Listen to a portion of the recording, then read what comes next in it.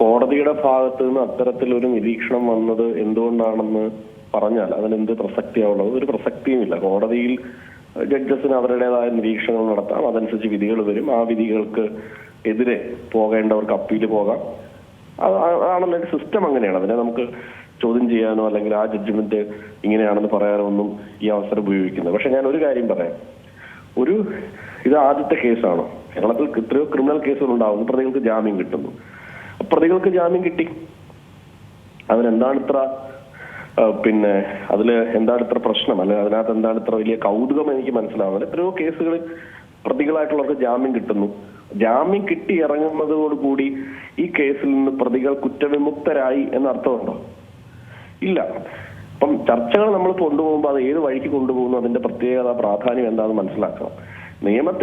നിയമപുസ്തകത്തിൽ bail എന്ന് പറയുന്നത് ഒരു പ്രതിയെ സംബന്ധിച്ച് അവരുടെ അവകാശമാണ്. ആ അവകാശം കോടതി കൊടുക്കുന്നു. അത് കോടതിക്ക് അതിൻ്റെതായ കാരണങ്ങളുണ്ട്.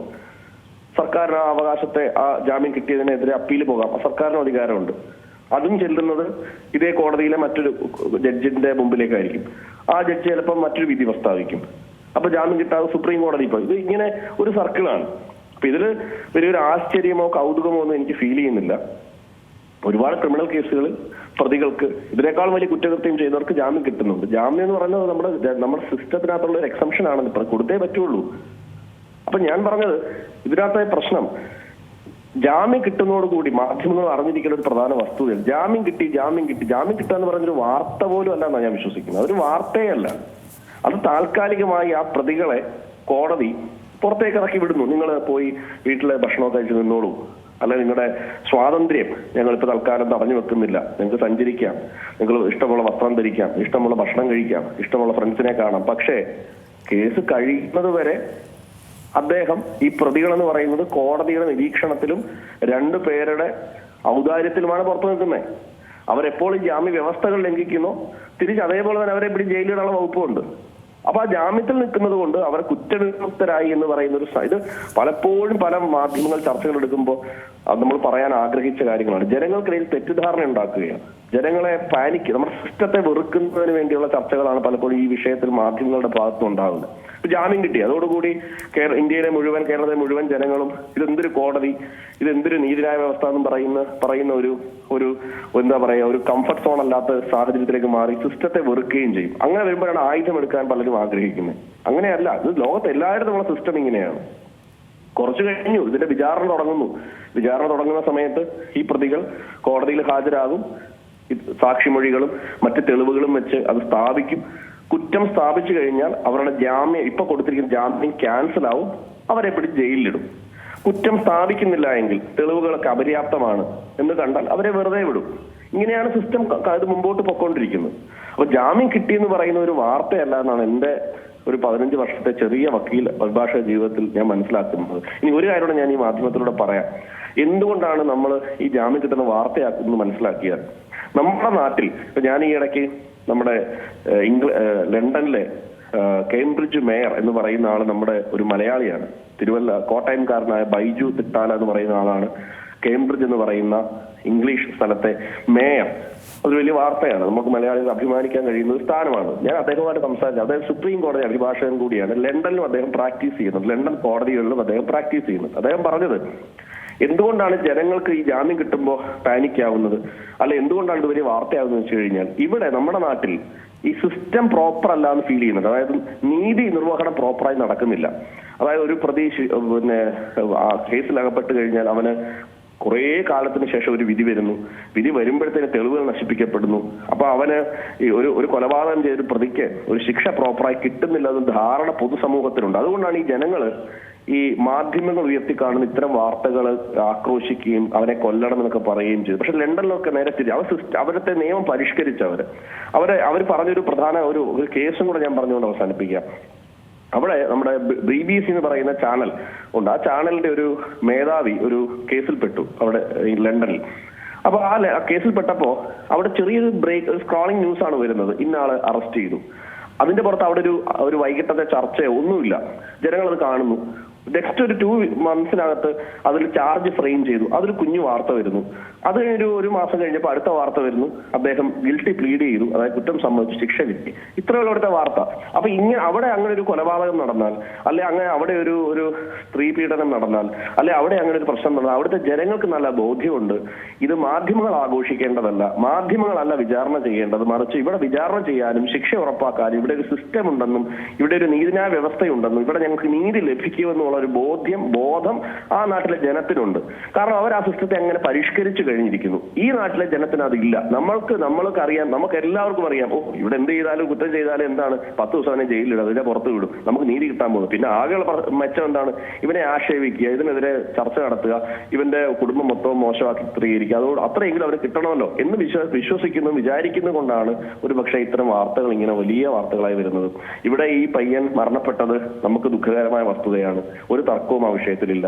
ആ പ്രതികളെന്ന് പറയുന്നവരും ജുവനയിലാണ്. ജുവനയിൽ നിയമം നമ്മുടെ നാട്ടിലുണ്ട്. ആ നിയമത്തിന്റെ അടിസ്ഥാനത്തിൽ ഇതൊക്കെ വിചാരണ ചെയ്യാൻ കഴിയുള്ളൂ. അതിന്റെ അടിസ്ഥാനത്തിൽ അവർക്ക് ജാമ്യം കിട്ടുന്നു. ജാമ്യം കിട്ടി അവർ പുറത്തിറങ്ങുന്നു, അവരും പഠിക്കുന്നു. കുറച്ച് കഴിയുമ്പോൾ വിചാരണ വരുന്നു. വിചാരണ ഘട്ടത്തിൽ കോടതിക്ക് മനസ്സിലാവുന്നു ഇവരാണ് കുറ്റകൃത്യം ചെയ്തത് പ്രോപ്പറായി മനസ്സിലാവുന്നു. കോടതി ശിക്ഷിക്കുന്നു, അവർക്ക് ആ ശിക്ഷ ലഭിക്കുന്നു. ഇതൊരു സിസ്റ്റം പ്രോപ്പറായി പോവുകയാണെങ്കിൽ, ഇത് കാലതാമസം വരാതെ വളരെ സിസ്റ്റമാറ്റിക് ആയിട്ട് വളരെ വേഗത്തിൽ നടക്കുകയാണെങ്കിൽ നമ്മൾ ഇതുമായിട്ട് അഡാപ്റ്റ് ചെയ്യപ്പെടും. ഇല്ലെങ്കിൽ നമ്മൾ വീണ്ടും ചർച്ച ചെയ്യും. അതുകൊണ്ട് ഈ വിഷയത്തിൽ എന്റെ ഒരു അഭിപ്രായം, ഇതൊരു വലിയ വാർത്തയോ അല്ലെ വലിയ ഒരു സവിശേഷമായ എന്തോ സംഭവിച്ചു എന്നുള്ളതല്ല. എല്ലാ ക്രിമിനൽ കേസിലും ഒരു കാര്യം ഞാൻ പറയാം, ഷഹനാസ് മരണപ്പെട്ട മാത്രമല്ല, എല്ലാ ക്രിമിനൽ കേസുകൾ തന്നെയാണ്. അതിൽ ഒരു കേസ് കൂടുതലും ഒരു കേസ് കുറവും അല്ല ഈ കേസാണ് വ്യാപ്തി ഉള്ളതൊന്നുമില്ല. ഏതൊരു മരണവും ഏതൊരു കൊലപാതകവും ബ്രൂട്ടലാണ്. ഏതൊരു പെൺകുട്ടിയോട് മോശമായി പെരുമാറുന്നതും മോശമാണ്. പക്ഷെ അങ്ങനെ പെരുമാറിയാൽ സംഭവിച്ചത് കൊണ്ട് നമ്മുടെ സിസ്റ്റം പറയുന്നത് അത് സംഭവിച്ചു, അത് വിചാരണ ചെയ്യപ്പെട്ട് അതിൽ കോടതി വിധി വരുന്നത് വരെ അവർക്ക് അവരുടേതായ പ്രതികളുടേതായ അവകാശങ്ങളും സംരക്ഷണവും ഭരണഘടനാപരമായ സവിശേഷതകളുമുണ്ട്. അത് അനുവദിച്ചു കൊടുത്തേ പറ്റുള്ളൂ. അത് അനുവദിച്ചു കൊടുക്കാതിരുന്നാൽ സംഭവിക്കുന്നത് നമ്മൾ ഈ സിസ്റ്റത്തെ ചലഞ്ച് ചെയ്യാണ്. അങ്ങനെ സിസ്റ്റത്തെ ചലഞ്ച് ചെയ്താൽ ഒരു അനാർക്കിസത്തിലേക്കും അല്ലെങ്കിൽ ഒരു എന്താ പറയാ ഒരു രാഷ്ട്രവിരുദ്ധ സങ്കല്പത്തിലേക്കും പോകും. അപ്പോൾ ഉണ്ടാവാൻ പോകുന്ന പ്രശ്നം നമ്മൾ പാകിസ്ഥാനിലേക്ക് കാണുന്നതാണ്. അവിടെ പട്ടാളം പറഞ്ഞാൽ ആർക്കും ആരെ എപ്പോൾ വേണേലും വെടിവെച്ചു കൊല്ലാം, അട്ടിമറിക്കാം. അത് ജനത്തിന് എന്തുമാത്രം ബുദ്ധിമുട്ടുണ്ടാവും എന്നുള്ളത് കൂടി ഈ സമയത്ത് വിലയിരുത്തണമെന്നാണ് ഞാൻ അഭ്യർത്ഥിക്കുന്നത്. ശരി സാർ സൂചിപ്പിച്ചതുപോലെ കുറച്ച് വൈകാരികമാണ് മലയാളികൾ എല്ലാ തരത്തിലും. അതുകൊണ്ടായിരിക്കും ഇത്തരമൊരു 10ാം ക്ലാസ്സുകാരൻ മരണപ്പെടുമ്പോൾ സ്വാഭാവികമായും ആ പ്രതികൾക്ക് ജാമ്യം കിട്ടിയെന്ന് പറയുമ്പോൾ ഇത് ചർച്ചയാകപ്പെടുന്നത് അതുകൊണ്ടായിരിക്കാം. വളരെ നന്ദി. അതുകൊണ്ട് തന്നെയാണ് ഞാൻ പറഞ്ഞത് ആ വൈകാരികത എങ്ങനെ വരുന്നു. നമ്മൾ വൈകാരികം എന്ന് പറയുന്നത് എന്തുകൊണ്ടാണ്? വൈകാരികം എന്ന് പറഞ്ഞു കഴിഞ്ഞാൽ നമ്മുടെ സിസ്റ്റത്തിന്റെ മുകളിൽ നമ്മുടെ വികാരം പോകുന്നതാണ്. അപ്പൊ നമ്മുടെ സിസ്റ്റം നമുക്കൊപ്പം ഉണ്ട്, പ്രോപ്പറാണ്. ഇങ്ങനൊരു ക്രൈം ചെയ്താൽ അതിന് ശിക്ഷ ലഭിക്കുന്ന ഒരു സിസ്റ്റം നമുക്കുണ്ടെന്ന് പറഞ്ഞാൽ നമുക്ക് വൈകാരികത വരത്തില്ല. നമുക്ക് അവരെ കൊല്ലണം. പലപ്പോഴും ഞാൻ കണ്ട സമൂഹ മാധ്യമങ്ങളിൽ വെടിവെച്ച് കൊല്ലണം, തലയർത്ത് കൊല്ലണം, ഏതൊരു പ്രതിയെ പിടിച്ചാലും വെട്ടിക്കൊല്ലണം എന്നൊക്കെ പറയുന്ന മനുഷ്യർ മനസ്സിലാക്കണം, നാളെ അവനും ഇതുപോലെ ഒരു കേസിൽ പെടാം.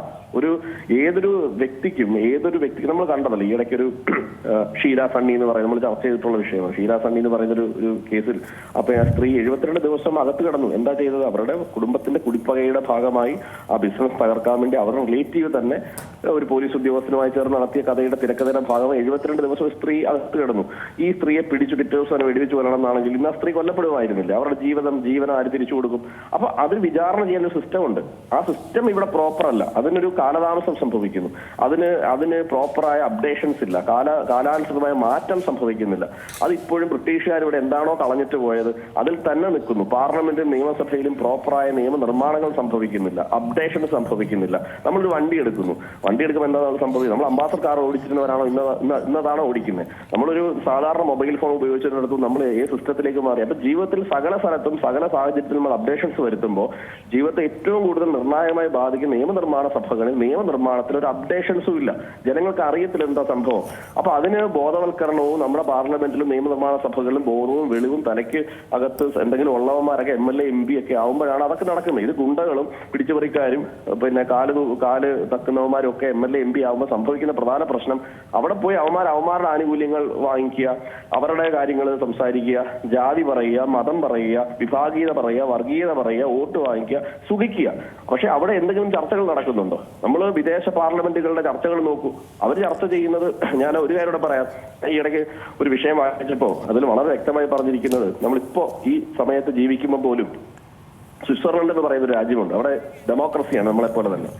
ഇപ്പൊ ഞാനും അങ്ങും ഈ സംസാരിക്കുന്ന മൊമെന്റിൽ പോലും സ്വിറ്റ്സർലൻഡിൽ 50,000 മനുഷ്യർ ഒപ്പിട്ട് ഒരു നിവേദനം പാർലമെന്റിൽ കൊടുത്താൽ, അതായത് ആ രാജ്യത്തെ മുഴുവൻ ടോട്ടൽ ജനസംഖ്യയുടെ 50,000 പേർ ഒരു വിഷയത്തിൽ പാർലമെന്റ് ഈ വിഷയത്തിൽ സംസാരിക്കണം, അത് നിയമനിർമ്മാണം വേണമെന്ന് പറഞ്ഞുകൊണ്ട് നമ്മളൊരു 50,000 പേർ ഒപ്പിട്ട് അവിടുത്തെ പ്രധാനമന്ത്രി കൊടുത്താൽ ആ നിവേദനം പാർലമെന്റിൽ ചർച്ചയ്ക്ക് വരും, സംസാരിക്കും, അവർ ആ വിഷയത്തിൽ ഇടപെടും.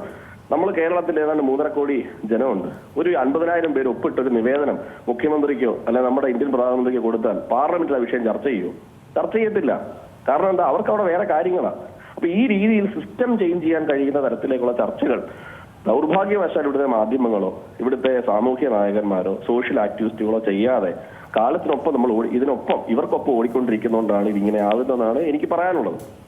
ഏറ്റവും പുതിയ വാർത്തകളും വിശേഷങ്ങളും വിരൽത്തുമ്പിലറിയാൻ സീ മലയാളം ന്യൂസ് എല്ലാ ഡിജിറ്റൽ പ്ലാറ്റ്ഫോമുകളിലും ലഭ്യം.